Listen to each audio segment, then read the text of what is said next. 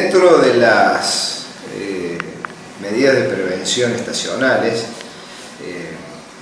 podemos dividir básicamente en dos, las que tienen que ver con el frío y con el calor. En este caso nos compete la cuestión del calor, particularmente porque estamos transcurriendo un verano que con mucha intensidad de calor, mucha intensidad de sensación térmica y muchos días recurrentes que no dan respiro.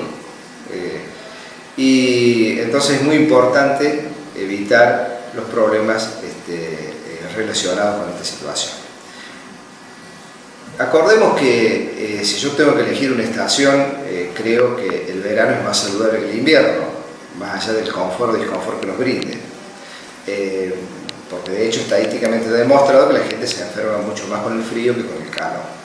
No obstante, existen ciertas circunstancias, ciertas patologías que recurren durante este periodo de tiempo, durante esta estación, y reitero, más aún cuando hay tanto calor, tantos registros térmicos. Bueno, lo más importante en términos de gravedad pasa por los distintos niveles de la patología llamada golpe de calor, que tenemos desde un extremo grave, que es un proceso con deshidratación y trastornos del medio interno severo, inclusive con fiebre, compromiso neurológico y con una mortalidad importante que lleva a la necesidad de internar al paciente en unidades de cuidados intensivos, es en el extremo más grave, hasta las deshidrataciones menores, que son las primeras etapas y que son las que uno debe evitar porque es el primer escalón donde empieza el problema. ¿Quiénes son los?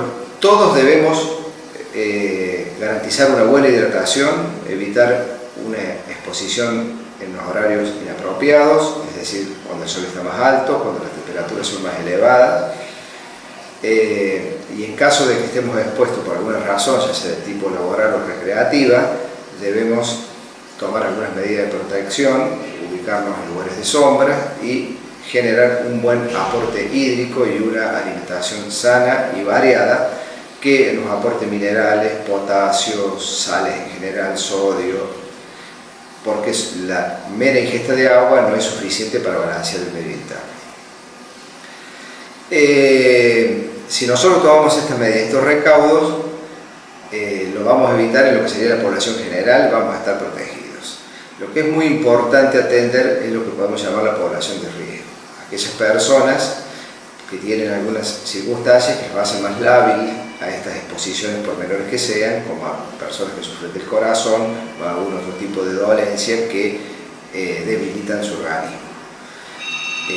Y en particular a aquellas personas que se encuentran en estado de indefensión, es decir, que no son capaces de tomar las medidas de prevención por su cuenta, ancianos, bebés o niños pequeños, que si uno no les provee este sustento no lo van a procurar por sus propios medios.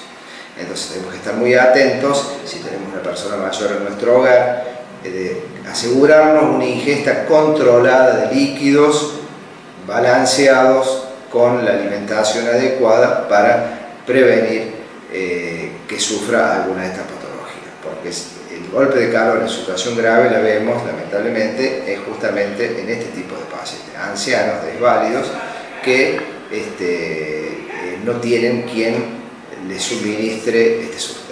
¿Se han dado acá en Belville situaciones así de riesgo en este tipo de pacientes? No tengo información estadística al respecto de qué incidencia estamos teniendo, pero estos problemas los médicos atendemos en nuestro consultorio, no diría diario, pero 2 o 3 casos mensualmente vemos. En estos días hemos visto casos de deshidratación, deshidrataciones leves, moderadas a severas, sin llegar a ser el golpe de calor extremo, casi diría semanalmente o con una frecuencia mucho más elevada. Sí, después, bueno, hay otro tipo de patologías que también son propias de esta época, como son todas las enfermedades gastrointestinales, las diarreas agudas, que tienen que ver con cuestiones alimentarias y de hidratación, y que son, yo siempre digo, como la gripe en el invierno. Tenemos las diarreas en el verano y las gripes en el invierno. Son muy comunes, todos los días vemos consultas por distintos tipos de intoxicaciones alimentarias o virales, y que también la gente debe tomar recaudos respecto a la calidad de los alimentos que ingieren, tanto en su procedencia, en su estado de conservación, como en la calidad del alimento. Es decir, hay ciertos alimentos como mayonesas, cremas, ese tipo de cosas que deben evitarse en esta época. O ponerlas en el momento que uno va a consumir el alimento. Asegurarse la procedencia y el estado de conservación fehacientemente. Si no vamos a tener esa certeza, es mejor evitarlas. Bueno, y con respecto a aquellas personas que han sufrido deshidratación, ¿alguna ha sido internada o en su casa con sales han podido hidratarse? No, sí es frecuente que, reitero, las personas ancianas debemos internarlos porque su labilidad natural, por algún deterioro que lo llevó a esta inaccesibilidad a una adecuada hidratación, a los cuidados preventivos, son pacientes que uno no puede arriesgar y es necesario hidratarlos parenteralmente a través de sueros, estabilizarlos y a lo mejor con una medida de internación en sala general de 1, 2, 3 días resolvemos el problema y prevenimos complicaciones mayores. En este contexto, a diario se internan pacientes de estas características. Las personas que corren y que lo hacen habitualmente todos los días, ¿cuál es el horario para salir a correr? Uno ve que a las 5 de la tarde hay personas que están corriendo, que hace muchísimo calor. Bueno, el problema, yo hacía mención anteriormente que estamos asistiendo a la presencia de temperaturas poco usuales, porque todos los veranos hace calor, pero creo que todos somos conscientes de que este verano es especialmente caluroso. Entonces eso limita, achica el margen de horario, porque normalmente decimos, bueno, en las primeras horas de la mañana o las últimas horas de la tarde son propicias, pero en estos días no hay un momento fresco como para aprovechar para este tipo de actividades.